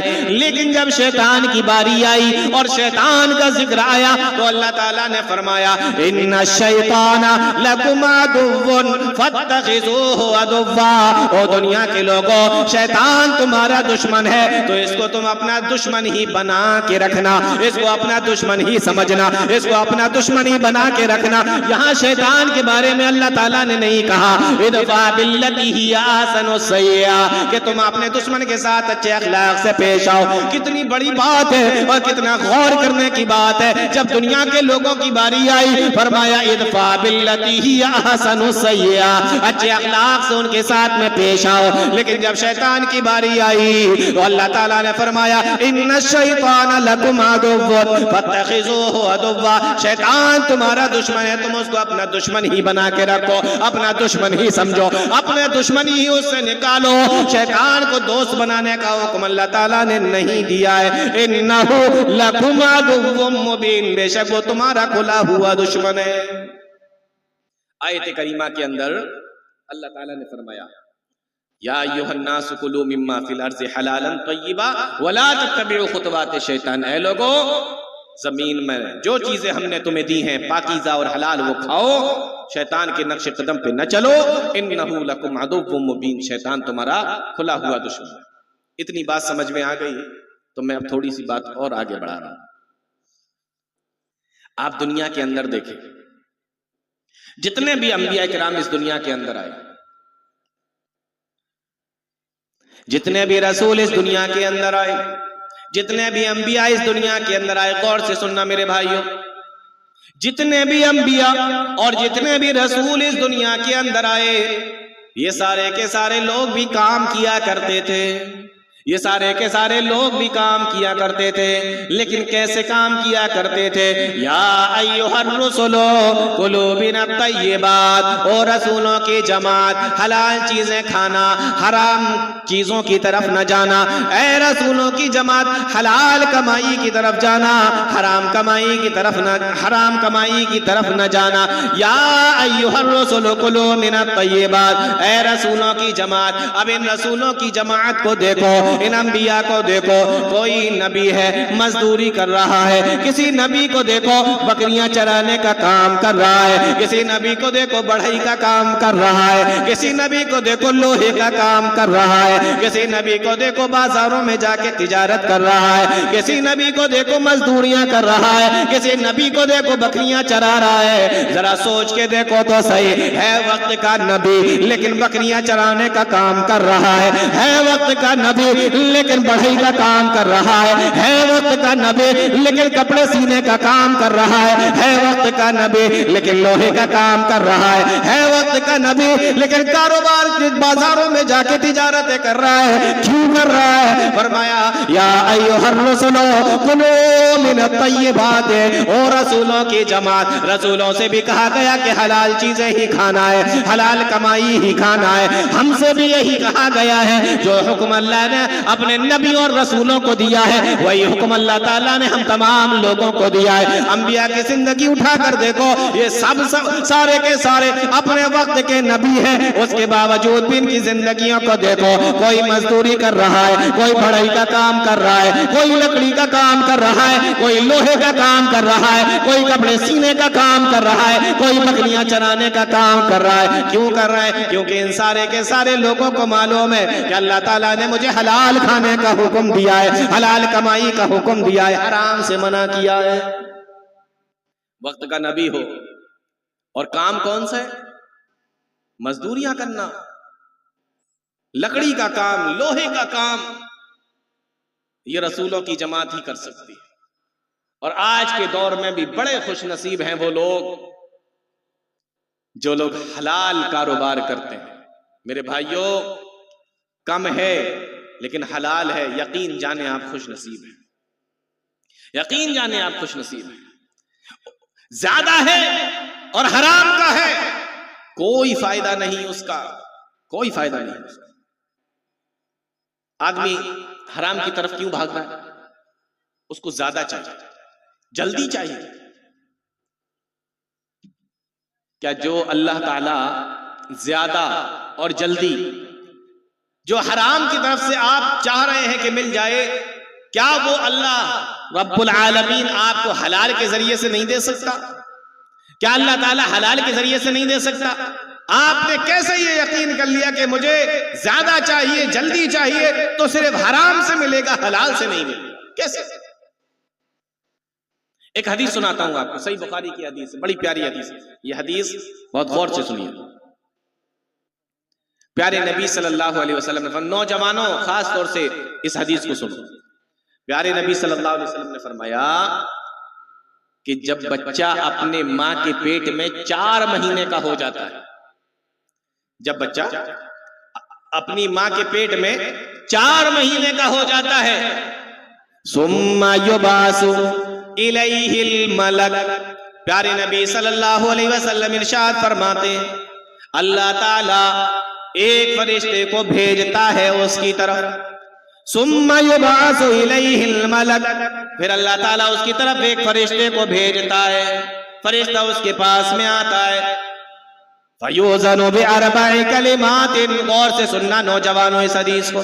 फरमाया फयूज़नु बिअरबाइ कलिमातिन, जब बच्चा अपने माँ के पेट में 4 महीने पूरे कर लेता है, अल्लाह ताला उसकी तरफ एक फरिश्ते को भेजता है, फयूज़नु बिअरबाइ कलिमातिन, और अल्लाह ताला उस फरिश्ते को हुक्म देता है, ओ मेरे फरिश्ते, मेरे इस बंदे के लिए 4 चीजों को लिख दे, 4 चीजें इसके लिए लिख दे। फयूज़नु बिअरबाइ कलिमातिन, 4 चीजें मेरे इस बंदे के लिए लिख दे। फरिश्ता पूछता है, परवरदिगार कौन सी 4 चीजें लिखना है? अल्लाह के नबी सल्लल्लाहु अलैहि वसल्लम इरशाद फरमाते हैं, अल्लाह ताला उस फरिश्ते को हुक्म देता है, पहली चीज अल्लाह ताला जो अपने बंदे के लिए लिखवाता है, फरमाया रिज़्क़हु, रिज़्क़हु, अल्लाह ताला फरमाता है, ओ मेरे फरिश्ते, इसका रिज़्क़ इसके लिए लिख दे, इसकी रोजी रोटी इसके लिए लिख दे, ये कितना कमाएगा, कितना खाएगा, कितना पिएगा, कितना बड़ा आदमी दुनिया के अंदर जाके बनेगा, इसको कितना पैसा मिलेगा, कितना माल मिलेगा, कितना कमाएगा, रिज़्क़हु, इसके रिज़्क़ को लिख दो। अल्लाह ताला की मेहरबानी देखो, उसका रहम करम देखो, उसकी रहमतों को तो देखो। हम दुनिया के अंदर आने के बाद जिस चीज के लिए सबसे ज्यादा परेशान रहते हैं, 4 चीजों में से सबसे पहले अल्लाह ताला ने उसी चीज को लिखवा दिया, ओ मेरे बंदे, मैं कितना रहीम हूँ, मैं कितना रहम दिल हूँ, मैं कितना ज्यादा रहम करने वाला हूँ। ओ मेरे बंदे, तू दुनिया के अंदर जाके रिस्क के लिए मारा मारा फिरेगा, लेकिन मेरे रहमत तो दे, मैं सबसे पहले तेरे लिए तेरे रिस्क का इंतजाम कर रहा हूँ, सबसे पहले मैं तेरे लिए तेरे रिस्क की तैयारी कर रहा हूँ। अगर तू तो अभी तो तूने अपना पैर जमीन पे भी नहीं रखा, अभी तो तू दुनिया के अंदर भी नहीं आया। फरमाया रिज़्क़हु, अल्लाह ताला फरिश्ते को हुक्म देता है, इसका रिज़्क़ इसके लिए लिख दो, ये कितना कमाएगा, लखपति बनेगा, करोड़पति बनेगा, अरबपति बनेगा, कितना पैसा कमाएगा, ये इसके लिए लिख दो, कितना खाएगा, कितना कमाएगा, कितना पिएगा, सारी चीजों को लिख दो। और मेरे भाइयों, हमारा ये ईमान है, हमारा ये यकीन है اللہ تعالیٰ نے جن چیزوں کو ہمارے لیے لکھ دیا ہے کہ جتنا ہم کھائیں گے، اللہ کی قسم یہ ہمارا ایمان اور یقین ہے، ہم ایک دانہ بھی اس سے زیادہ کھا کر اس دنیا سے نہیں جا سکتے، اور اس سے ایک دانہ کم بھی کھا کر اس دنیا سے نہیں جا سکتے۔ بولو چلے جائیں گے؟ چلے جائیں گے؟ نہیں جا سکتے نا۔ اللہ تعالیٰ نے جتنا پانی اور جتنا پینے کی چیزوں کو ہماری قسمت میں لکھ دیا ہے، ایک قطرہ اس سے زیادہ آپ اس دنیا میں نہیں پی سکتے، اور اس سے ایک قطرہ کم بھی، ایک بوند بھی کم بھی اس دنیا کے اندر آپ اس سے کم نہیں پی سکتے۔ اتنا لے کر جائیں گے، اتنا کھا کر جائیں گے، اتنا پی کر جائیں گے۔ اللہ تعالیٰ نے فرمایا فَيَكْتُبُ رِزْقَهُ، میرے اس بندے کے رزق کو لکھ دو۔ آج ہمارا ایمان کہاں چلا گیا؟ آج ہمارا یقین و عقیدہ کہاں چلا گیا؟ آج ہم اپنے کاروبار کو چھوڑ کر مسجدوں کے اندر اس لیے نہیں آتے، کسٹمر دوسری دکان پہ چلا جائے گا، سامنے والا مالدار ہو جائے گا، میرے سارے کسٹمر کو وہ چھین لے گا۔ میرے بھائیو، اللہ پر بھروسہ کہاں چلا گیا؟ اللہ پر ایمان کہاں چلا گیا؟ مان لو آپ نمازوں کی پرواہ اپنے کاروبار کی وجہ سے نہیں کرتے، آپ دکانوں کو چھوڑ کر کاروبار کی وجہ سے نمازوں کے لیے نہیں آتے کہ کسٹمر آپ کے پاس میں آ جائے گا۔ اس بات کی کیا گارنٹی ہے کہ کسٹمر آپ کے پاس میں آئے گا؟ اور اگر آ بھی گیا تو اس بات کی کیا گارنٹی ہے کہ وہ آپ کے پاس سے لے کر ہی جائے گا؟ ہے کوئی گارنٹی کہ آپ ہی سے لے گا یا آپ ہی کے پاس آئے گا؟ ارے اللہ کے بندو، اللہ تعالیٰ نے جو روزی روٹی تمہاری قسمت میں لکھ دی ہے، وہ روزی روٹی تمہارے سامنے والا دکاندار بھی تم سے نہیں چھین سکتا، تم سے دنیا کے اندر کوئی نہیں چھین سکتا۔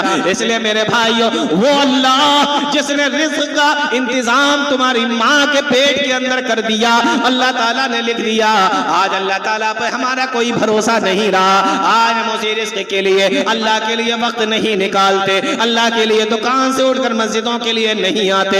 فرمایا فَيَكْتُبُ رِزْقَهُ، فرشتے کو حکم دیا جاتا ہے اس کا رزق لکھ دو۔ تو پہلی چیز کیا لکھوائی جاتی ہے؟ اس کی روزی روٹی اور اس کا رزق لکھوا دیا جاتا ہے، ٹھیک ہے؟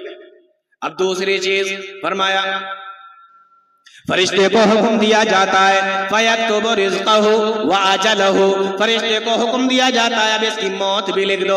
کھانا پینا چاہے کتنا کھا پی لو، چاہے کتنا کھا پی لو، او میرے بندو تمہیں مرنا تو ضروری ہے، تمہیں ایک دن موت بھی آنی ہے۔ اس لیے جب بھی کھانا اور پینا تو یہ ہمیشہ یاد رکھنا کہ اس دنیا کو چھوڑ کر بھی جانا ہے۔ حلال کھا کر جاؤ گے تب بھی اللہ کے پاس میں جانا ہے، اور حرام کھا کر جاؤ گے تب بھی تمہیں اللہ تعالیٰ کے پاس میں جانا ہے۔ تو حرام کھا کر جاؤ گے تب بھی حساب دینا ہے۔ اس لیے میرے بھائیو، کھانے پینے کے بعد میں موت کا ذکر کر دیا گیا، اور موت کا ذکر اس لیے بھی کر دیا گیا کہ میرے بھائیو، جس طریقے سے ہمارا یہ ایمان ہے اور جس طریقے سے ہمارا یہ عقیدہ ہے کہ اللہ تعالیٰ نے ہر انسان کی قسمت میں موت لکھ دی ہے، ہمیں اس دنیا کو چھوڑ کر جانا ہے، ہمارا یہ پورا ایمان ہے، پورا یقین ہے، اس میں ہمیں کوئی ڈاؤٹ نہیں ہے، اس میں ہمیں کوئی شک نہیں ہے۔ انسان جو اس دنیا کے اندر آیا وہ اس دنیا سے جائے گا ضرور۔ جب تمہارا ایمان موت پر ہے تو تمہارا ایمان رزق پر کیوں نہیں ہے؟ جب تمہارا ایمان موت پر ہے کہ اللہ تعالیٰ کی طرف سے موت ایک دن آنی ہے، تو رزق پر تمہارا ایمان کیوں نہیں ہے کہ رزق بھی اللہ تعالیٰ کی طرف سے ہمیں ملنا ہے؟ اس لیے میرے بھائیو، رزق کے بعد میں اللہ تعالیٰ نے موت کا ذکر کر دیا۔ آ رہی ہے بات سمجھ میں کہ نہیں؟ رزق کے بعد میں اللہ تعالیٰ نے موت کا ذکر کر دیا، اور جس طریقے سے ہمارا یہ ایمان اور یقین ہے کہ اللہ تعالیٰ نے ہماری سالوں کو لکھ دیا ہے کہ ہم کتنے سال اس دنیا کے اندر زندہ رہیں گے، اللہ تعالیٰ نے یہ لکھ دیا کتنے مہینے اس دنیا کے اندر گزاریں گے، اللہ تعالیٰ نے لکھ دیا کتنے ہفتے گزاریں گے، کتنے منٹ اس دنیا میں گزاریں گے، کتنے گھنٹے اس دنیا کے اندر گزاریں گے، کتنے سیکنڈ اس دنیا کے اندر گزاریں گے، یہ ساری کی ساری چیزیں لکھ دی ہیں۔ اللہ تعالیٰ نے تو یہ بھی لکھ دیا ہے کہ کتنی دھڑکنیں تمہارے دلوں کے اندر آئیں گی اور کتنی دھڑکنیں تمہارے دلوں سے جائیں گی۔ اللہ تعالیٰ نے تو یہ بھی لکھ دیا کہ میرے بندے کا دل دھڑکنا کب بند ہوگا، کون سی دھڑکن پہ جا کے رک جائے گا، کون سی دھڑکن پہ جا کے اس کا دل ٹھہر جائے گا۔ اللہ تعالیٰ نے تو یہ بھی لکھ دیا ہے کہ کون سی سانس اندر جائے گی تو باہر نہیں آئے گی، اور کون سی سانس باہر ہوگی تو اندر نہیں آئے گی۔ اللہ تعالیٰ نے ساری چیزوں کو لکھ دیا ہے۔ ہمارے یہ آنکھوں کی پلکیں کتنی بار چھپکیں گے، اللہ تعالیٰ نے تو یہ بھی لکھ دیا ہے۔ ہم کتنا سوئیں گے، کتنا بولیں گے، کتنا کھائیں گے، کتنا پیئیں گے، ہر چیز کو اللہ تعالیٰ نے لکھ دیا ہے۔ فرمایا فَيَكْتُبُ رِزْقَهُ وَأَجَلَهُ، تو ہمیں موت پر تو پورا یقین ہے، لیکن ہمیں رزق پر یقین کیوں نہیں ہو رہا ہے؟ اللہ تعالیٰ نے موت سے پہلے تو رزق کو لکھوا دیا ہے۔ فرمایا فَيَكْتُبُ رِزْقَهُ، تو جس طریقے سے انسان کی موت انسان کو ڈھونڈتی پھرتی ہے، اسی طریقے سے انسان کا رزق بھی انسان کو ڈھونڈتا پھرتا ہے۔ چار چیزیں لکھ بھائی، فَيَكْتُبُ رِزْقَهُ وَأَجَلَهُ وَعَمَلَهُ، اس کا عمل بھی لکھ دو، کیا کیا کرے گا دنیا میں جا کے، وَشَقِيٌّ أَمْ سَعِيدٌ، یا نیک ہوگا یا برا ہوگا، فاسق و فاجر ہوگا یا نیکوکار ہوگا، یہ بھی لکھ دو۔ چار چیزیں اس کی لکھوا دی گئی۔ اب میرے بھائیوں بہت غور سے سننا، بہت غور سے سننا، جو ایک بات میں آپ سے بولنے والا ہو، اب یہ اللہ تعالیٰ نے رزق کو اپنے ہاتھ میں رکھا۔ نَحْنُ قَسَمْنَا بَيْنَهُمْ مَعِيشَتَهُمْ فِي الْحَيَاةِ الدُّنْيَا، روزی روٹی کو ہم تقسیم کرتے ہیں، کس کو کتنا دینا ہے ہم تقسیم کرتے ہیں۔ تو اب کروڑ پتی بنانا یہ اللہ تعالیٰ کا کام ہے، لاکھ پتی بنانا یہ اللہ تعالیٰ کا کام ہے، کروڑ پتی بنانا یہ اللہ تعالیٰ کا کام ہے میرے بھائیوں، لیکن کروڑ پتی بننے کا راستہ چننا یہ ہمارا کام ہے، یہ ہمارا کام ہے۔ اللہ تعالیٰ نے قرآن کریم کے اندر بیان فرما دیا وَهَدَيْنَاهُ النَّجْدَيْنِ، ہم نے انسان کو دو راستے دکھائے ہیں۔ اللہ تعالیٰ نے فرما دیا فَأَلْهَمَهَا فُجُورَهَا وَتَقْوَاهَا، ہم نے انسان کو دو راستے دکھائے، ایک نیکی کا راستہ، ایک برائی کا راستہ، ایک خیر کا راستہ، ایک شر کا راستہ، ایک گناہ کا راستہ، ایک بھلائی کا راستہ۔ اللہ تعالیٰ نے دو راستے دکھا دیے، کروڑ پتی بنانا اس کا کام ہے، لیکن ان دونوں میں سے راستے کو چننا یہ آپ کے حوالے کر دیا ہے۔ اب حرام کے ذریعے سے کروڑ پتی بنتے ہیں یا حلال کے ذریعے سے کروڑ پتی بنتے ہیں، یہ آپ کا کام ہے، یہ آپ کے ہاتھ میں چھوڑ دیا۔ کتنا دینا ہے یہ اللہ تعالیٰ کو معلوم ہے، یہ اللہ تعالیٰ نے اپنے ہاتھ میں رکھا، لیکن وہ کمانا کیسے ہے، وہ آپ تک پہنچے گا کیسے، یہ اللہ تعالیٰ نے آپ کے حوالے کر دیا۔ ہم نے انسان کو دو راستے دکھائے، ہم نے انسان کو خیر کا اور شر کا، حلال کا اور حرام کا، دونوں راستے دکھا دیے۔ آپ کس راستے سے پہنچنا چاہتے ہیں یہ اللہ تعالیٰ نے ہمارے اوپر چھوڑ دیا۔ اور ایسا نہیں کہ جو رزق اللہ تعالیٰ نے ہماری قسمت میں لکھ دیا وہ ہمیں نہیں ملے گا، ایسا نہیں، وہ ملے گا، بالکل ملے گا۔ میں ایک آیت کریمہ اور ایک حدیث کے حوالے سے آپ کو بتانے کی اور سمجھانے کی کوشش کرتا ہوں، ذرا توجہ میری طرف کیجیے۔ ایک آیت پڑھتا ہوں، اس کا ترجمہ کرتا ہوں، پھر اس آیت کے حوالے سے کچھ چیزیں آپ کو بتاتا ہوں۔ اللہ تعالیٰ فرماتا ہے یا ایھا الذین آمنوا، اے ایمان والو، پہلے ترجمہ کر دیتا ہوں، لَيَبْلُوَنَّكُمُ اللَّهُ بِشَيْءٍ مِّنَ الصَّيْدِ، اللہ تعالیٰ تم کو آزمائے گا شکار کے ذریعے سے۔ ترجمہ سمجھ میں آ رہا ہے نا؟ یا ایھا الذین آمنوا لَيَبْلُوَنَّكُمُ اللَّهُ بِشَيْءٍ مِّنَ الصَّيْدِ، اے ایمان والو اللہ تعالیٰ تم کو آزمائے گا شکار کے ذریعے سے۔ کون سی شکار؟ فرمایا تنالہ ایدیکم ورماحکم، جن شکار تک تمہارے ہاتھ آرام کے ساتھ میں پہنچ جائیں گے، جن شکار تک تمہارے نیزے آرام کے ساتھ میں پہنچ جائیں گے۔ بھئی آدمی یا تو ہاتھ سے شکار کرے گا یا کسی چیز سے شکار کرے گا تو آرام سے پہنچ جائیں گے۔ تنالہ ایدیکم ورماحکم لیعلم اللہ من یخافہ بالغیب، اللہ تعالیٰ کیوں آزمائے گا؟ فرمایا لیعلم اللہ من یخافہ بالغیب، تاکہ اللہ تعالیٰ آزما لے، اللہ تعالیٰ جان لے کہ تم میں سے کون اللہ کو دیکھے بغیر ڈرتا ہے، بن دیکھے اللہ سے ڈرتا ہے۔ ہم نے اللہ کو دیکھا تو نہیں ہے، لیکن اللہ سے بنا دیکھے کون ڈرتا ہے؟ اللہ تعالیٰ یہ آزمانا چاہتا ہے، اللہ تعالیٰ یہ دیکھنا چاہتا ہے۔ فرمایا لیعلم اللہ من یخافہ بالغیب، اللہ تعالیٰ سے بغیر دیکھے کون ڈرتا ہے، اللہ تعالیٰ یہ دیکھنا چاہتا ہے، اس لیے اللہ تعالیٰ تمہارا امتحان لے گا شکار کے ذریعے سے۔ فمن اعتدی بعد ذالک، اور اس کے بعد بھی جو بھی حد سے آگے نکلے گا، اس کے بعد جو لمٹ کو کراس کرے گا، فلہ عذاب علیم، تو اللہ تعالیٰ اس کو دردناک عذاب دے گا۔ یہ آیت کریمہ کا میں نے ایک آسان سا ترجمہ کرنے کی کوشش کی ہے۔ اب اس آیت پر پھر سے آئیے دوبارہ سے تاکہ چیزوں کو سمجھنے میں آسانی ہو۔ اللہ تعالیٰ فرماتا ہے یا ایھا الذین آمنو، اے ایمان والو، کیا کہا؟ اے ایمان والو۔ اب مجھے یہ بتائیے کہ یہ آیت کریمہ کس پر نازل ہوئی؟ بولو کس پر نازل ہوئی یہ آیت کریمہ؟ پیارے نبی صلی اللہ علیہ وسلم۔ قرآن کریم کس پر نازل ہوا ہے؟ نبی صلی اللہ علیہ وسلم پر ہوا نا، تو یہ آیت کریمہ پہ بھی تو نبی پر نازل ہوئی ہوگی نا، تو یہ آیت کریمہ نبی پر نازل ہوئی اور کہا کیا جا رہا ہے؟ اے ایمان والو۔ اب سوال یہ ہے، بہت غور سے سننا، اب سوال یہ ہے کہ جب یہ کہا جا رہا ہے اے ایمان والو، تو نبی کے زمانے میں ایمان والے کون تھے؟ ہاں یہی تو ہے اصل سوال، نبی کے زمانے میں ایمان والے کون تھے؟ کون تھے ایمان والے؟ صحابہ تھے نا، ہاں نبی کے صحابہ ہی تو ایمان والے تھے۔ نبی کے زمانے میں ایمان والے، اے ایمان والو جب یہ کہا جا رہا ہے اور نبی سے کہا جا رہا ہے، نبی کے زمانے میں کہا جا رہا ہے، تو سوال یہ ہے کہ نبی کے زمانے میں ایمان والے کون تھے؟ یا ایھا الذین آمنو، اے ایمان والو۔ معلوم یہ ہوا یہ نبی کے زمانے میں جو ایمان والے تھے وہ صحابہ اکرام تھے۔ آج بہت سارے لوگ صحابہ کا ایمان نہیں مانتے، ایسا ہی ہے نا؟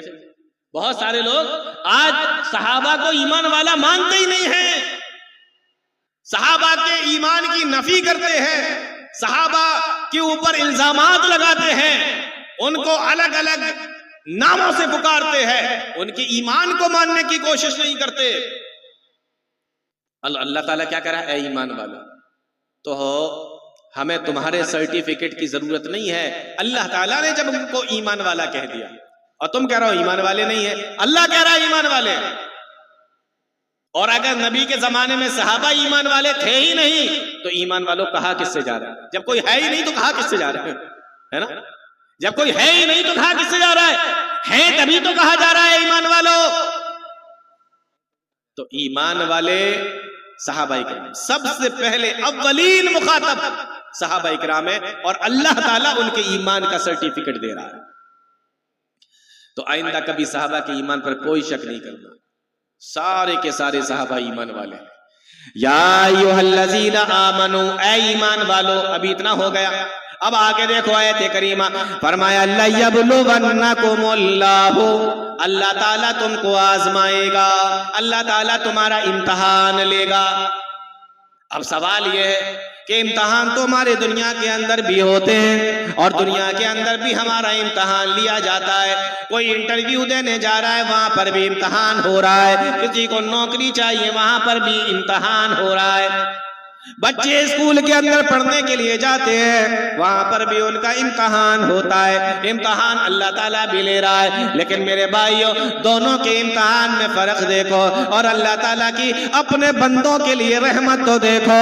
فرمایا لیبلونکم اللہ، اللہ تعالیٰ تمہارا امتحان لے گا۔ دنیا میں بھی ہمارے امتحان لیے جاتے ہیں، دونوں میں فرق دیکھو۔ اللہ تعالیٰ جب امتحان لیتا ہے تو جو امتحان لیا جاتا ہے اللہ تعالیٰ بتا دیتا ہے، سوال پہلے سے آؤٹ کر دیے جاتے ہیں، سوال پہلے سے بتا دیے جاتے ہیں، تاکہ میرے بندے اچھے طریقے سے تیاری کر کے آئیں، اچھے طریقے سے اس امتحان کی تیاری کر لیں۔ قبر میں کیا پوچھا جائے گا بتا دیا گیا، میدان محشر میں کیا پوچھا جائے گا بتا دیا گیا، کیا کیا سوال ہوگے سارے کے سارے بتا دیے گئے۔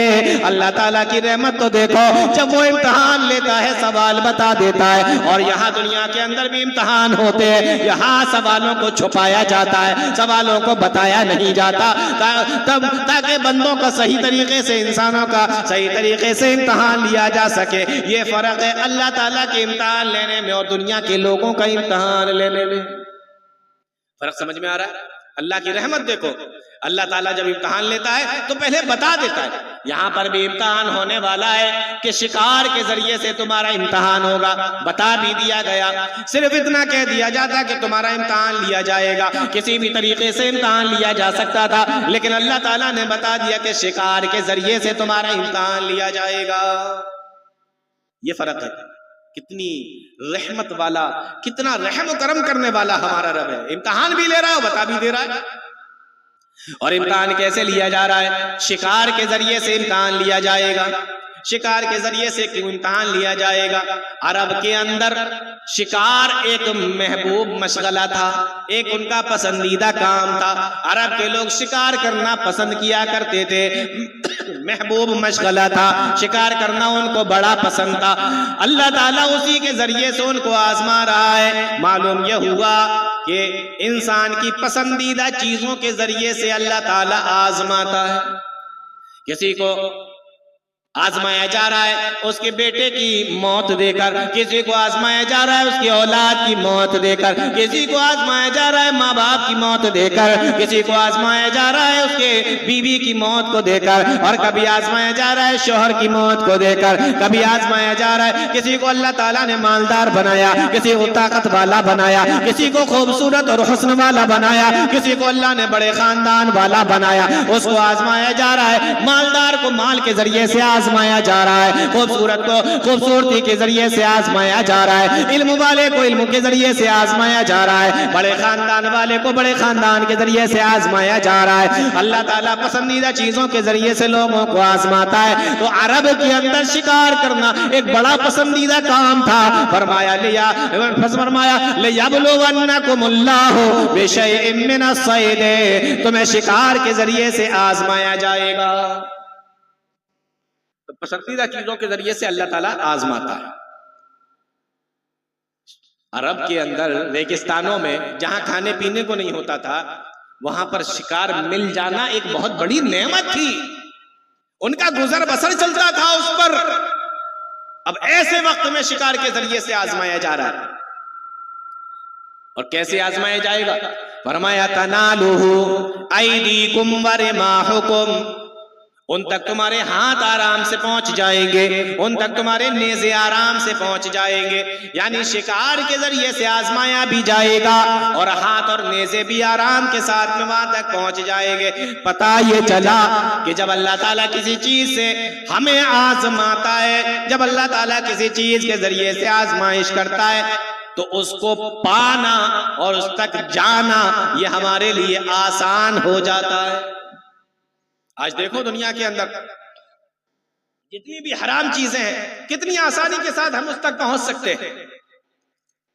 آپ کاروبار کرنا چاہیں، اپنے کاروبار کو بڑھانا چاہیں اور آپ نے یہ سوچ لیا کہ کوئی سودی کاروبار نہیں کریں گے، بینک سے کوئی قرضہ نہیں لیں گے، کوئی انٹرسٹ اور کوئی سود و بیاج کا کام نہیں کریں گے، اس کے باوجود بھی آپ بینک نہ جائیں، آپ بینک کا چکر نہ لگائیں، بینک کا نام اور پتہ بھی کسی سے نہ پوچھیں، آپ کے موبائل کے اوپر خود سے بینکوں کے ذریعے سے فون آئیں گے، ہم آپ کو لون دینے کے لیے تیار ہیں، ہم آپ کا کریڈٹ کارڈ بنانے کے لیے تیار ہیں، آپ ہمارے ذریعے سے آئیے اور لون پر یا اسی طریقے سے EMI پر یا اسی طریقے سے الگ الگ طریقے سے آپ کو رجانے کی کوشش کی جائے گی. آپ کے پاس باقاعدہ فون آئیں گے. معلوم کیا ہوا کہ حرام چیزوں کے ذریعے سے جب اللہ تعالیٰ آزماتا ہے یا کسی چیز کے ذریعے سے جب اللہ تعالیٰ آزماتا ہے تو وہاں تک پہنچنا آسان کر دیتا ہے. فرمایا تَنَالُهُ أَيْدِيكُمْ وَرِمَاحُكُمْ، وہاں تک تمہارے ہاتھ آسانی کے ساتھ میں پہنچ جائیں گے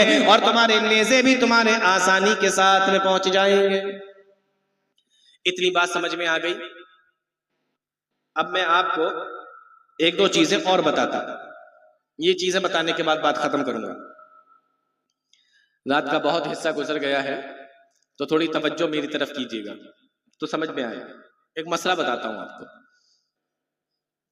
جن چیزوں کو اللہ تعالیٰ نے حلال کیا، جن جانوروں کو، جن پرندوں کو، ان کا شکار کرنا خشکی کے اندر بھی حلال ہے اور ان کا شکار کرنا پانی کے اندر بھی بولو حلال ہے. تو خشکی میں بھی اس کو شکار کر سکتے اور پانی میں بھی اس کو شکار کر سکتے. چھوٹ ہے بالکل. جو جانور، جو پرندے حلال ہیں اس کو خشکی میں بھی اور پانی میں بھی دونوں جگہ اس کو شکار کر سکتے. لیکن علماء بیٹھے ہیں، آپ ان سے پوچھنا، اگر انسان حالت احرام میں ہو، انسان اگر حالت احرام میں ہو، حج کا اس نے احرام باندھ لیا یا اسی طریقے سے عمرے کا اس نے احرام باندھ لیا.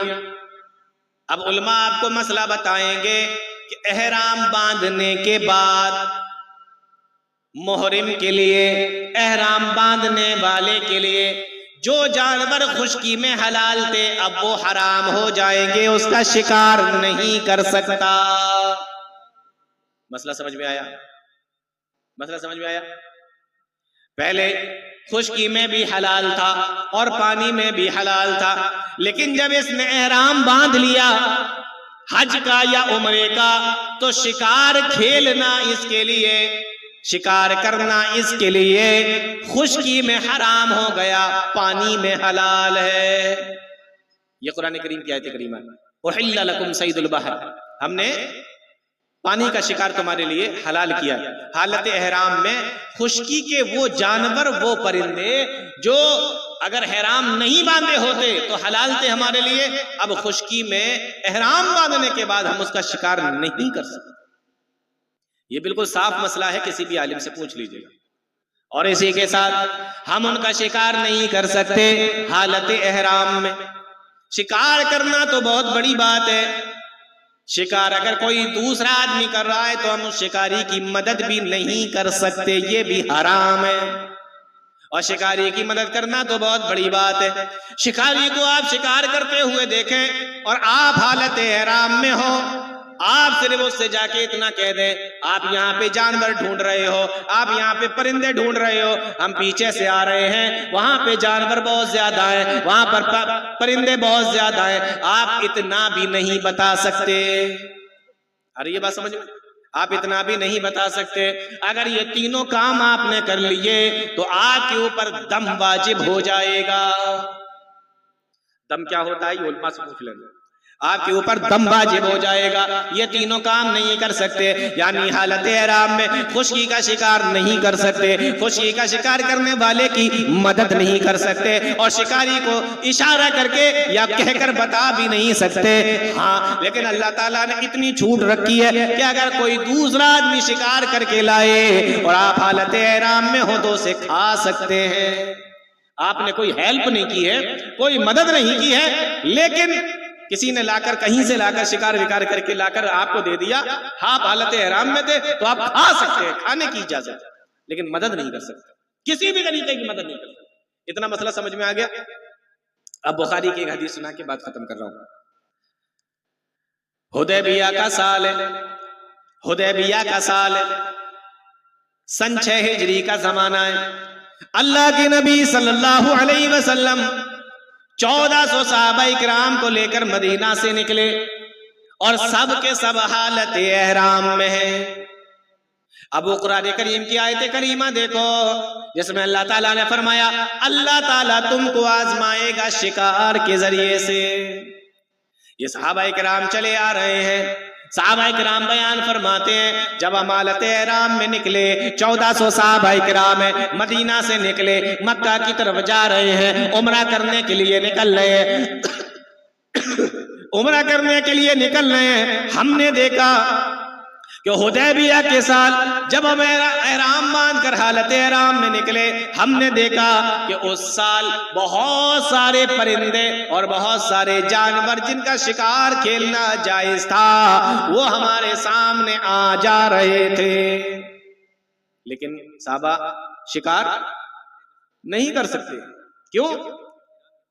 احرام کی حالت میں حرام، شکار نہیں کر سکتے۔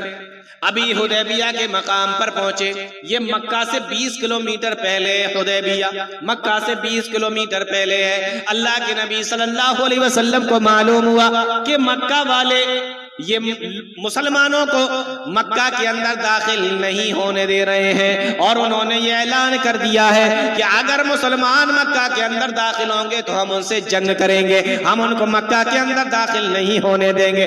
اب مسلمان لڑنے کے لیے تو آئے نہیں تھے اور پاس میں کوئی ان کے ہتھیار و تلوار بھی نہیں تھی۔ اللہ کے نبی صلی اللہ علیہ وسلم حدیبیہ کے مقام پہ رک گئے اور انتظار کر رہے ہیں کہ کچھ آپس میں ایسا راستہ نکل آئے کہ مکہ والے اجازت دے دیں تو ہم مکہ میں جا کر عمرہ کر لیں۔ اتنے میں اللہ کے نبی صلی اللہ علیہ وسلم کے پاس میں خبر آئی فَأُنْبِئْنَا بِعَدُوٍّ بِغَيْقَةَ، یہ بخاری کے الفاظ ہیں، فَأُنْبِئْنَا بِعَدُوٍّ بِغَيْقَةَ، اللہ کے نبی صلی اللہ علیہ وسلم کو یہ بتایا گیا کہ مکہ کے اندر سے ایک لشکر نکلا ہے جو آپ کے اوپر حملہ کرنا چاہتا ہے، لیکن وہ مقام غیقہ میں گیا ہے، غیقہ نامی جگہ پر۔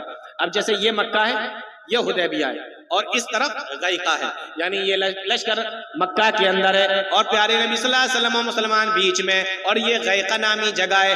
ایک لشکر مکہ سے نکلا اور یوں پیچھے سے گھومتا ہوا غیقہ نامی جگہ پہ آ رہا ہے تاکہ مسلمانوں کو بیچ میں گھیر لیا جائے، اس طرف مکہ کے مشرکوں اور اس طرف غیقہ نامی جگہ پر بھی مکہ کے مشرکوں، اور دونوں طرف سے مسلمانوں کو گھیر لیا جائے۔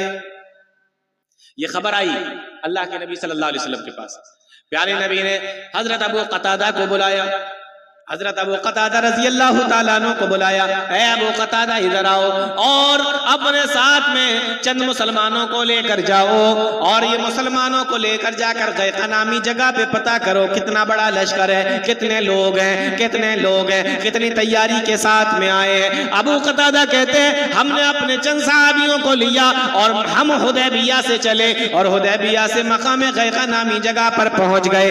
بخاری کے الفاظ ہیں عام الحدیبیہ احرم اصحابہ ولم احرم۔ ابو قتادہ کہتے ہیں میرے سارے ساتھی تو حالت احرام میں تھے، لیکن ابو قتادہ کہتے ہیں کہ میں حالت احرام میں نہیں تھا۔ اب سوال یہ کہ جب سارے صحابہ حالت احرام میں ہیں تو یہ حالت احرام میں کیوں نہیں ہے؟ حدیث کی شرح کرنے والوں نے اس کا جواب لکھا ہے کہ جس وقت اللہ کے نبی صلی اللہ علیہ وسلم مدینہ سے نکلے اس وقت ابو قتادہ مدینہ میں نہیں تھے، بلکہ اللہ کے نبی صلی اللہ علیہ وسلم کے ایک کام سے مدینہ سے باہر گئے ہوئے تھے، اور جب یہ واپس لوٹے اور ان کو یہ پتا چلا کہ اللہ کے نبی صلی اللہ علیہ وسلم حدیبیہ کے مقام پر ہے تو سیدھے وہاں سے حدیبیہ کے مقام پر آ گئے، اس لیے یہ حالت احرام میں نہیں تھے، سارے کے سارے صحابہ حالت احرام میں تھے۔ فرمایا ہم غیقہ نامی جگہ پر پہنچے، 2-3 دن وہاں پہ روکے، لشکر کا انتظار کیا کہ کوئی لشکر آئے، لیکن لشکر کوئی نہیں آیا۔ پتہ یہ چلا یہ خبر جھوٹی ہے۔ اسی زمانے کا واقعہ ہے، حضرت ابو قتادہ رضی اللہ تعالیٰ عنہ بیان فرماتے ہیں ہم مقام غیقہ میں رکے ہوئے تھے، ہم نے اپنے خیمے لگائے ہوئے تھے، اور اسی حالت میں ہم اپنے چند ساتھیوں کے ساتھ صحابہ اکرام کے ساتھ میں، ابو قتادہ کہتے ہیں کہ ہم ایک خیمے کے اندر بیٹھے ہوئے تھے۔ اب قرآن کریم کی آیت کریمہ دیکھو، اللہ تعالیٰ فرماتا ہے یا ایھا الذین آمنوا لیبلونکم اللہ بشیء من الصید، او لوگو او ایمان والو ہم تمہیں آزمائیں گے شکار کے ذریعے سے۔ صحابہ اکرام بیان فرماتے وہ پرندے جن کو ہم شکار کرنے کے لیے ڈھونڈا کرتے تھے وہ ہمارے خیموں کے اندر آ کے بیٹھ جایا کرتے تھے، وہ جانور جن کو شکار کرنے کے لیے ہم ڈھونڈا کرتے تھے وہ ہمارے خیموں کے اگل بغل چکر لگایا کرتے تھے، لیکن اللہ تعالیٰ نے تو حالت احرام میں شکار کھیلنے منع کر دیا تھا، حالت احرام میں شکار کھیلنا حرام کر دیا تھا۔ ہم کیوں شکار کرتے؟ اللہ تعالیٰ ہمارا امتحان لے رہا تھا اور اللہ تعالیٰ ہماری آزمائش کر رہا تھا۔ صحابہ اکرام بیٹھے ہوئے، اتنے میں کیا دیکھتے ہیں؟ صحابی رسول ابو قتادہ بیان کرتے ہیں فَبَصُرَ أَصْحَابِي بِحِمَارٍ وَحْشٍ، ابو قتادہ بیان فرماتے ہیں فَبَصُرَ أَصْحَابِي بِحِمَارٍ وَحْشٍ، صحابی رسول بیان فرماتے ہیں اتنے میں ہمارے ساتھیوں نے دیکھا کہ ہمارے خیمے کے باہر میں ایک جنگلی گدھا کھڑا ہوا ہے۔ کیا دیکھا؟ صحابہ نے ایک جنگلی گدھا کھڑا ہوا ہے۔ بس ختم کرتا ہوں۔ ہم صحابی رسول بیان فرماتے ہیں ابو قتادہ کہ ہمارے ساتھیوں نے دیکھا کہ ایک جنگلی گدھا کھڑا ہوا ہے۔ اچھا ایک مسئلہ اور بتا دوں، جنگلی گدھا اس کا کھانا حلال ہے، اس کا کھانا حلال ہے، اور جو گھریلو گدھے ہوتے ہیں نا، جو گھریلو گدھے جو گھروں کے اندر پالے جاتے ہیں ان کا کھانا حرام ہے، اور جو جنگلی گدھا ہے اس کا کھانا حلال ہے۔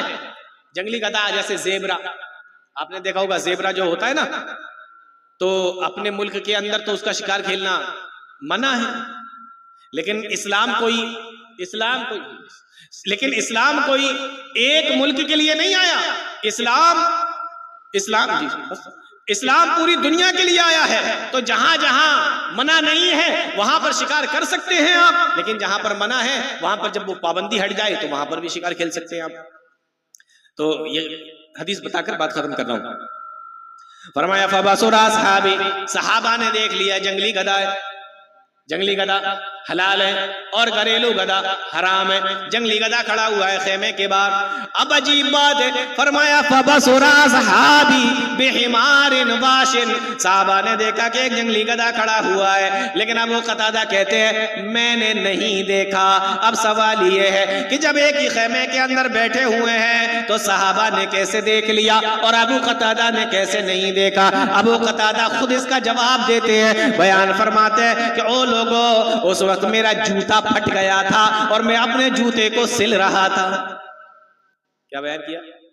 جوتا پھٹ گیا تھا اور میں اپنے جوتے کو سل رہا تھا۔ اب جوتا سلے گا آدمی تو کہاں دیکھے گا؟ جوتے پہ ہی دیکھے گا نا۔ تو فرمایا یہ حدیث کے اندر لکھا ہوا ہے، فرمایا میرا جوتا پھٹ گیا تھا، میں اپنا جوتا سل رہا تھا۔ فبصر اصحابی، تو میرے ساتھیوں نے تو وہ جنگلی گدھا دیکھ لیا لیکن میں نے نہیں دیکھا۔ لیکن جب میں اپنا جوتا سل کے فارغ ہوا، فنظرت فرأیتہ، تو میری نظر بھی اس پر پڑی تو میں نے دیکھا جنگلی گدھا کھڑا ہوا ہے۔ چونکہ یہ حالت احرام میں نہیں تھے اس لیے ان کا شکار اس کا شکار کھیلنا ان کے لیے بولو حلال تھا، جائز تھا، تو یہ شکار کر سکتے تھے۔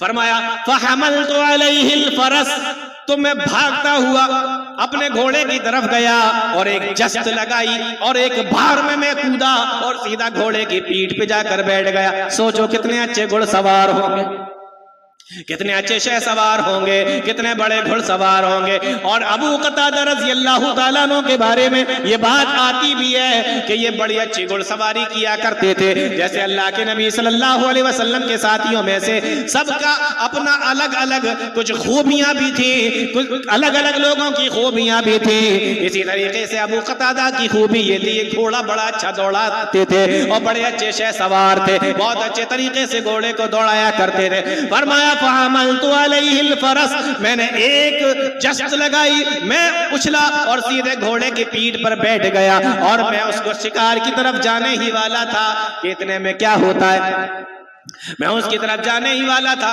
اتنے میں کیا ہوتا ہے۔ ابو قتادہ بیان کرتے کہ میں جلدی میں گھوڑے پر تو بیٹھ گیا لیکن میں اپنا نیزہ لینا بھول گیا۔ شکار کیسے کریں گے؟ نیزہ رہ گیا۔ تنالہ ایدیکم ورماحکم، تمہارے ہاتھ آسانی سے پہنچ جائیں گے، تمہارے نیزے آسانی سے پہنچ جائیں گے۔ نیزہ لینا بھول گیا تو میں نے اپنے ساتھیوں سے کہا فاستعنتہم، نیزہ اٹھا دو، نیزہ اٹھا دو، کچھ نہیں کرنا ہے، صرف نیزہ اٹھانا ہے۔ لیکن حالت احرام میں شکاری کی مدد کرنا بھی بولو حرام ہے۔ فرمایا فاستعنتہم، میں نے کہا نیزہ اٹھا کر دے دو، فابوا، میرے ساتھیوں نے منع کر دیا۔ میں خود جلدی سے اترا، نیزہ اٹھایا، پھر سے گیا اور جا کر میں نے نیزہ تان کر اس جنگلی گدھے کے اوپر چلایا۔ نیزہ اس کی گردن کے آر پار ہو گیا، تھوڑی دور جا کے وہ گر گیا۔ میں تیزی سے اس کے پاس میں گیا اور جا کر میں اس کو کنٹرول کرنے لگا، اس کو ذبح کرنے کی کوشش کرنے لگا، لیکن وہ بہت بڑا تھا، اکیلے مجھ سے کنٹرول نہیں ہو رہا تھا۔ میں نے اپنے ساتھیوں سے کہا آؤ، شکار تو میں نے کر دیا ہے، تم صرف ان کو پکڑ لو تاکہ میں اس کو ذبح کر دو۔ فابوا ان یعینونی، حدیث کے الفاظ ہے میرے ساتھیوں نے پھر سے منع کر دیا کہ حالت احرام میں شکاری کی مدد کرنا جائز نہیں ہے، حالت احرام میں شکاری کی مدد کرنا حلال نہیں ہے، اس لیے میرے ساتھیوں نے اس کو پکڑنے سے بھی منع کر دیا۔ میں نے کسی طریقے سے اس کو ذبح کیا اور ذبح کرنے کے بعد جب اس کے گوشت بنانے کا موقع آیا میں نے کہا آؤ اب تو میری مدد کر دو۔ فابوا ان یعینونی، انہوں نے گوشت بنانے سے بھی منع کر دیا، کہا میں نے اکیلے ہی اس کا گوشت بنایا اور گوشت بنانے کے بعد جب اس کو پکا لیا، پکنے کے بعد جب وہ بن کے تیار ہو گیا، اب بولو کھانا جائز ہے کہ نہیں؟ کھانا تو جائز ہے نا، مدد کرنا، شکار کرنا، یہی تو منع ہے نا۔ لیکن کوئی دوسرا اگر کر کے دے دے تو جب کھانا جائز ہے، سامنے کھانا آیا تو حدیث کے اندر آیا بعض ساتھیوں نے تو کھا لیا اور بعض ساتھیوں نے کہا کہ جب شکار کرنا حرام، شکاری کی مدد کرنا حرام، شکاری کی طرف اشارہ کرنا حرام، تو ہو سکتا ہے کہ اس کا کھانا بھی حرام ہو، اس لیے جب تک اللہ کے نبی صلی اللہ علیہ وسلم کے پاس میں پہنچ کر ہم مسئلہ معلوم نہیں کر لیں گے نہیں کھائیں گے۔ صحابی رسول کہتے ہیں ہم لوگ مقام غیقہ سے چلے، حدیبیہ میں آئے اور سیدھے جا کر میں نے اللہ کے نبی صلی اللہ علیہ وسلم کو رپورٹ کی کہ اللہ کے نبی وہ ساری باتیں جھوٹی تھی، کوئی لشکر وہاں پر نہیں ہے، کئی دن گزار کر میں وہاں سے آیا ہوں، کوئی لشکر وہاں پہ نہیں آیا۔ اور پھر ہم نے اللہ کے نبی سے یہ بھی کہا ان اصحابک یقرؤون علیک السلام، اے اللہ کے نبی آپ کے صحابہ آپ کو سلام کہہ رہے ہیں۔ دیکھو بڑی عجیب بات ہے، صحابہ کہاں ہیں؟ حدیبیہ میں، اللہ کے نبی اپنے خیمے میں ہیں اور یہ سارے صحابہ اپنے اپنے خیموں میں ہیں، وہیں اسی میدان میں، لیکن سلام بھجوایا۔ ہم لوگ یہ سمجھتے ہیں کوئی باہر سے سلام بھجوا سکتا ہے، پاس سے نہیں کہہ سکتا، یہی تو سمجھتے ہیں نا کہ باہر شہر میں کوئی رہ رہا ہے تو کہ بھئی فلانے نے آپ کو سلام کہا ہے، قریبی سلام، تو ہم لوگ یہ سمجھتے ہیں پاس والا نہیں کہہ سکتا، پاس میں بھی اگر ہو آپ جا نہیں سکتے تو کہہ سکتے میرا سلام بول دینا انہیں، پاس ایک ہی شہر میں بھی اگر رہ رہے ہوں تب بھی سلام کہا جا سکتا ہے۔ ان اصحابک یقرؤون علیک السلام، اللہ کے نبی آپ کے صحابہ آپ کو سلام کہہ رہے ہیں، اور پھر سارا واقعہ وہ شکار والا بتا دیا۔ اللہ کے نبی صلی اللہ علیہ وسلم نے فرمایا قُلُوا لِأَصْحَابِهِ وَهُمْ مُحْرِمُونَ، او میرے صحابہ جاؤ میرے صحابہ کو جا کے بتا دو وہ اس کے گوشت کو کھا سکتے ہیں، اس کا گوشت کھانا ان کے لیے جائز اور حلال ہے۔ میرے بھائیوں میں آپ کو یہی بتا رہا تھا کہ جو چیزیں اللہ تعالیٰ نے آپ کی قسمت میں لکھ دی ہیں اس کو آپ ضرور کھائیں گے، وہ ضرور آپ کو ملے گی۔ جو روزی روٹی آپ کی قسمت میں لکھی ہے، دیکھو صحابہ حالت احرام میں تھے، شکار کھیلنا منع، شکار کی مدد کرنا منع، شکار کی طرف اشارہ کرنا منع، لیکن اللہ تعالیٰ نے جب ان کی قسمت میں اس کا گوشت لکھ دیا تو گوشت کو اللہ تعالیٰ نے ان تک پہنچایا، اور صحابہ نے حرام طریقے سے نہیں، مدد کر کے نہیں، بلکہ حلال طریقے سے اس گوشت کو کھایا۔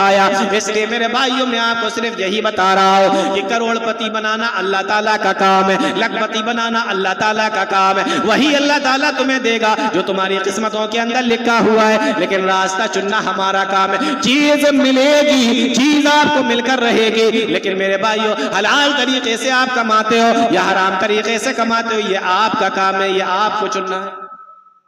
بات سمجھ میں آئی کچھ؟